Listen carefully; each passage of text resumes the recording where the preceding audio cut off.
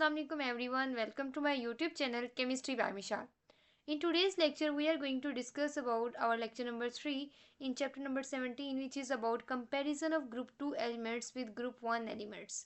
इसके अंदर हम क्या करेंगे कि जो हमारे पास ग्रुप 1 है, जैसे कि ये वाला है hydrogen, lithium, sodium, potassium, rubidium, caesium और फ्रेंसियम, इनका जो है वो कंपैरिजन करेंगे ग्रुप 2 के एलिमेंट्स के साथ, जिसमें beryllium, magnesium, calcium, strontium, barium और रेडियम के बारे में। ओवरऑल हम ग्रुप 1 को देखेंगे और देखेंगे किस तरह से ग्रुप 1 और ग्रुप 2 जो है वो एक दूसरे से डिफर करते हैं। ठीक है, तो सबसे पहले हमें पता होना चाहिए कि हमारे पास दोनों जो ग्रुप 1 और ग्रुप 2 दोनों जो है वो एस ब्लॉक एलिमेंट्स हैं। ठीक है, दोनों जो है वो एस ब्लॉक से बिलोंग करते हैं। उसके अलावा जैसे कि हम जानते हैं कि ये हमारे पास NS1 है, इसकी वैलेंस शेल इलेक्ट्रॉनिक कन्फिग्रेशन, और इसकी है NS2, यानी इसके जो वैलेंस शेल के s ऑर्बिटल के अंदर हमारे पास 2 इलेक्ट्रॉन है ग्रुप 2 के अंदर, जबकि फर्स्ट वाले ग्रुप के अंदर 1 इलेक्ट्रॉन है। तो इसके हिसाब से इसकी जो प्रॉपर्टीज़ हैं वो चेंज कर जाती हैं। जैसे कि हमारे पास जो है वो ग्रुप 1 और ग्रुप 2 के एलिमेंट्स जो है, जैसे ग्रुप 1 को हम कहते हैं अल्कली मेटल्स और ग्रुप 2 को कहते हैं अल्कलाइन अर्थ मेटल्स। इन दोनों के जो हमारे पास एलिमेंट्स हैं, इनकी आयनाइजेशन एनर्जी जो है वो चेंज हो जाती है। क्यों चेंज होती है? क्योंकि एक का जो है वो एस ऑर्बिटल कम्प्लीटली फील्ड है, 2 इलेक्ट्रॉन है उसके अंदर, जबकि फर्स्ट वाले ग्रुप के अंदर 1 इलेक्ट्रॉन है। तो एक इलेक्ट्रॉन को रिमूव करना आसान है, इस वजह से उनकी जो फर्स्ट ग्रुप है उसकी आयनाइजेशन एनर्जी थोड़ी कम है, जबकि हमारे पास जो है वो ग्रुप 2 है उसकी जो आयनाइजेशन एनर्जी है वो थोड़ी हाई है। ठीक है, तो ग्रुप 1 के मेटल्स के अंदर सिर्फ और सिर्फ एक ही इलेक्ट्रॉन है, जिसको जो है वो आसानी से जो है वो रिमूव कर देता है, और एज ए रिजल्ट हमारे पास +1 आइन बनाता है। ठीक है, जैसे हाइड्रोजन जो है वो H पॉजिटिव आइन बनता है, लिथियम आपको पता है लिथियम पॉजिटिव आइन बनता है। ठीक है, एक उसके ऊपर पॉजिटिव चार्ज होता है। ठीक है, क्योंकि वो एक ही इलेक्ट्रॉन जो है वो लूज कर सकते हैं। अब हमारे पास जो है, जबकि दूसरा अगर आप ग्रुप देखो जिसमें ब्रिलियम, मैग्नीशियम है, तो आपने देखा था पिछले लेक्चर में कि मैग्नीशियम जो है वो क्या करता है, मैग्नीशियम 2+ जो है वो बनाता है, क्योंकि वो क्या करता है, फर्स्ट स्टेप के अंदर एक इलेक्ट्रॉन रिमूव करता है, वो फर्स्ट आयनाइजेशन एनर्जी होती है, फिर एक और इलेक्ट्रॉन रिमूव करता है, वो सेकेंड आयनाइजेशन एनर्जी के थ्रू होता है, ऐसे रिजल्ट में मैग्नीशियम 2+ बनाता है, और इसको जो है वो ज़्यादा एनर्जी चाहिए होती है टू रिमूव फर्स्ट इलेक्ट्रॉन। ठीक है, अब हमारे पास क्या, फर्स्ट हमारे पास इसके अंदर जो है वो कंपैरिजन में आया कि वैलेंस इलेक्ट्रॉन ग्रुप 1 के अंदर 1 है, जबकि ग्रुप 2 के जो वैलेंस शेल के अंदर जो ऑर्बिटल है, एस ऑर्बिटल, वो कम्प्लीटली फील्ड है, जिसके अंदर 2 जो है वो हमारे पास इलेक्ट्रॉन है। उसके बाद अगर हम आइन फॉर्मेशन की बात करें, तो हमारे पास जो फर्स्ट ग्रुप के जो एलिमेंट्स हैं वो M+ आइन बनाते हैं। ठीक है, जैसे कि मैंने आपको बताया, अगर मैं लिथियम देखूँ तो लिथियम के अंदर हमारे पास क्या होता है, लिथियम के अंदर हमारे पास फर्स्ट शेल के अंदर जो है वो 2 इलेक्ट्रॉन्स। ठीक है, उसके बाद हमारे जो सेकेंड शेल है उसके एस ऑर्बिटल के अंदर 1 इलेक्ट्रॉन। अब ये जो है वो 1 इलेक्ट्रॉन जो है वो लूज कर देता है, और एज ए रिजल्ट हमारे पास ये जो इलेक्ट्रॉन लूज हो जाएगा, और एज ए रिजल्ट हमारे पास किस तरह का बन जाएगा, अगर मैं यहाँ पे इसको बनाना चाहूँ तो ये बन जाएगा, और इसके ऊपर आ जाएगा पॉजिटिव चार्ज। ठीक है, तो हमारे पास ये क्या बनाएगा, एक्चुअली ये कौन सी फॉर्म बन जाएगी, M पॉजिटिव, यानी लिथियम पॉजिटिव। ठीक है, तो ये बनाता है, लेकिन दूसरी तरफ हमारे पास मैग्नीशियम, कैल्शियम, ब्रिलियम, ये हमारे पास M2+ चार्ज जो है वो उसके आयन जो है वो बनाते हैं। उसके बाद अगर हम रिएक्टिविटी की बात करें, तो क्योंकि फर्स्ट वाले जो ग्रुप है उसकी जो आयनाइजेशन एनर्जी है वो लो है, वो इलेक्ट्रॉन इजीली जो है वो रिमूव कर लेते हैं।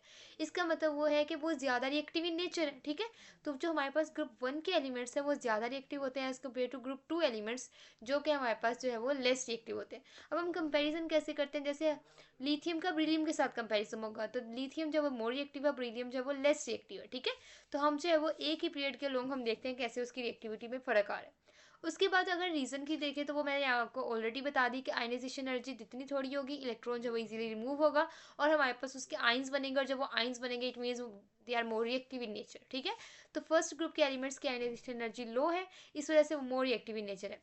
उसके बाद हमारे पास अगर हार्डनेस की बात की जाए, तो हमारे पास जो फर्स्ट ग्रुप के एलिमेंट्स हैं वो वेरी सॉफ्ट इन नेचर होते हैं, जैसे कि आप यहाँ पे देख सकते हैं सोडियम मेटल है। अब ये सॉलिड की फॉर्म में तो होते हैं, लेकिन इनको बहुत इजीली आप नाइफ से कट कर सकते हो। ठीक है, ये बहुत जल्दी नाइफ से कट हो जाते हैं, और इतने रिएक्टिव होते हैं कि ये एयर से भी रिएक्ट कर जाते हैं, और इसका बाहर से जो कलर है वो भी चेंज हो जाता है। ठीक है, ऑक्सीडाइज हो जाता है। जबकि दूसरी तरफ हमारे पास ग्रुप 2 के जो एलिमेंट्स हैं वो हार्डर होते हैं, जैसे कि आप यहाँ पे देख सकते हैं, ये ग्रुप 1 का एलिमेंट सोडियम है, ये ग्रुप 2 का एलिमेंट है ब्रिलियम। ठीक है, अब नेक्स्ट हम देखते हैं डेंसिटी के बारे में। तो जो डेंसिटी है वो हमारे पास जो है वो अलोंग द पीरियड जो है वो क्या हो रही होती है, थोड़ी थोड़ी इंक्रीज कर रही होती है जो शुरू में।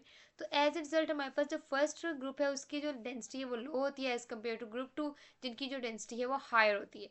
वैसे भी आप देख सकते हैं कि जो ज़्यादा सॉलिड इन नेचर है, तो ऑब्वियसली उनकी जो डेंसिटी है वो हायर होगी। अब हमारे पास इसकी लो डेंसिटी है, इजीली वो कट हो जाते हैं, सॉफ्ट इन नेचर है, तो उनके मेल्टिंग और बॉइलिंग पॉइंट भी क्या होते हैं, लो होते हैं। जबकि हमारे पास दूसरे जो नेचर है, जो हमारे पास बेरिलियम, मैग्नीशियम, कैल्शियम, उनके हायर मेल्टिंग और बॉइलिंग पॉइंट्स होते हैं। उसके अलावा रिएक्शन, क्योंकि इनकी रिएक्टिविटी ज़्यादा होती है, तो चाहे वाटर हो या कोई भी चीज़ हो, इसने ज़्यादा रिएक्ट जो है वो फर्स्ट ग्रुप के एलिमेंट्स ने करना होता है, और ये विगरस रिएक्शन देते हैं और एक्सप्लोसिव इन नेचर होता है। जैसे कि आप देख सकते हैं कि सोडियम जो है वाटर से रिएक्ट करी और ये आप देख सकते हैं कि कितना हमारे पास विगरस रिएक्शन है इसका। जबकि दूसरी तरफ जो है वो कैल्शियम, ये भी हमारे पास अच्छा खासा रिएक्शन शो करती है, लेकिन इतना ज़्यादा नहीं होता जितना कि हमारे पास सोडियम का होता है। आप यहाँ देख सकते हैं कि यहाँ पे आग फायर लगी है, लेकिन यहाँ पे हमारे पास जो वो स्टीम प्रोड्यूस हुई है दोनों रिएक्टिव। लेकिन हमारे पास अगर कैल्शियम और सोडियम को कंपेयर किया जाए, यानी ग्रुप 2 और ग्रुप 1 के एलिमेंट्स को कंपेयर किया जाए, तो ग्रुप 1 के एलिमेंट्स जो है वो ज़्यादा रिएक्टिव इन नेचर। उसके बाद अगर ऑक्साइड्स की बात की जाए, तो ऑक्साइड्स हमारे पास ये किस तरह के ऑक्साइड बनाते हैं, M2O। अब यहाँ पे M2O कैसे बना, सोडियम के ऊपर आपको पता है वो एक इलेक्ट्रॉन रिमूव करता है, तो वो क्या चार्ज बना सकता है, सोडियम Na पॉजिटिव 1 चार्ज बनाएगा, 1 ही बनाएगा ना, यानी हमारे पास इसमें M+1 जो है वो बनता है। ठीक है, अब ऑक्सीजन जो है वो बनाता है ऑक्साइड, जो कि O2 नेगेटिव है। तो जब O2 नेगेटिव के साथ जो है वो, यानी मैं इसको इधर इस तरह बना देती हूँ, O ऊपर आना था 2, इस तरह O2 नेगेटिव है।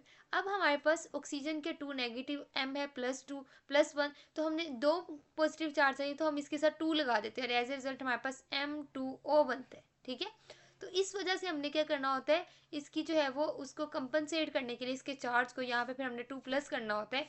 इस वजह से हम क्या करते हैं, दो हमारे पास मेटल जो एटम्स है वो अटैच होते हैं विद 1 ऑक्साइड, और एज ए रिजल्ट हमारे पास क्या होता है, Na2O, या हमारे पास Li2O यानी लिथियम का ऑक्साइड, इस तरह से बनता है। और ये हाईली बेसिक इन नेचर होते हैं because they are more soluble in water. ठीक है, उसके साथ साथ जो दूसरी तरफ है वो हमारे पास +2 चार्ज बनाते हैं, 2+, और ऑक्सीजन के ऊपर होता है 2 नेगेटिव -2। तो एज रिजल्ट ये कंपनसेट होकर ओवरऑल जो मोलिक्यूल का चार्ज है वो न्यूट्रल हो जाता है। इस वजह से हमारे पास ये जो है वो ऑक्साइड इस तरह के बनाते हैं, MO। ठीक है, जैसे कैल्शियम ऑक्साइड, बेरिलियम ऑक्साइड होगा तो क्या होगा, BeO। मैग्नीशियम ऑक्साइड होता है MgO। ठीक है, मैग्नीशियम के ऊपर 2+ चार्ज, ऑक्सीजन के ऊपर 2 नेगेटिव चार्ज, और ये कंपनसेट होकर ओवरऑल जो है वो 0 बन गया। ठीक है, तो इस तरह से ये हमारे पास जो है वो ऑक्साइड बनाते हैं।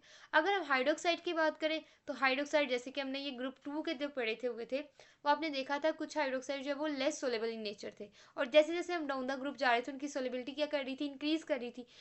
लेकिन अगर हम हाइड्रोक्साइड को कंपेयर कर रहे थे ग्रुप 1 के एलिमेंट्स के साथ, तो उनके जो हाइड्रोक्साइड है वो ज़्यादा सोलेबल इन नेचर होते हैं। तो इस वजह से जो ज़्यादा सोलेबल नेचर है, यानी हमारे पास कोई भी हाइड्रोक्साइड है MOH, ठीक है, ये हमारे पास हाइड्रोक्साइड इस तरह के बनाते हैं, क्योंकि मेटल के ऊपर प्लस चार्ज और हाइड्रोक्साइड के ऊपर नेगेटिव चार्ज, ये इस तरह के बनाएंगे। जबकि दूसरी तरफ ये किस तरह के हाइड्रोक्साइड बनाते हैं, MOH2।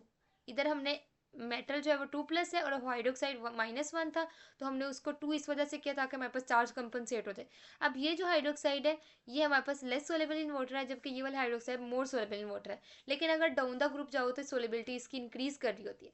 अब होता क्या है कि जब हाइड्रोक्साइड वाटर के अंदर सोलेबल होता है, तो ये हमारे पास मेटल केटाइन और हाइड्रोक्साइड आइन देंगे, और ये हाइड्रोक्साइड होने की वजह से वो जो है वो बेसिक इन नेचर वाटर हो जाएगा। तो जो हमारे पास ज़्यादा हाइड्रोक्साइड रिलीज करेगा they are more strong basis.